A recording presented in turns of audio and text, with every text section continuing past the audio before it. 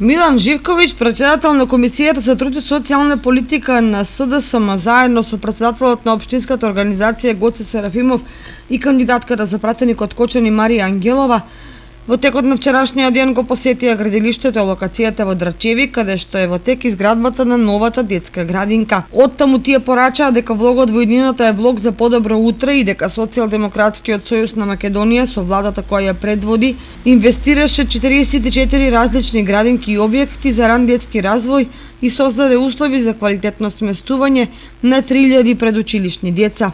Дополнителни 15 милиони евра се обезбедени за нови инклузивни и енергетски ефикасни градинки и нови 7500 места за изграѓување на деца во градинките.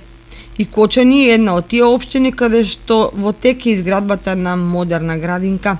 Благодарејќи на одличната соработка на Министерството за труд и социјална политика и општината, Кочани ќе добие нов објект за згрижување на децата од предшколска возраст. На овој начин ќе може да одговори на потребите на децата кои чекаат да бидат вклучени во процесот на згрижување.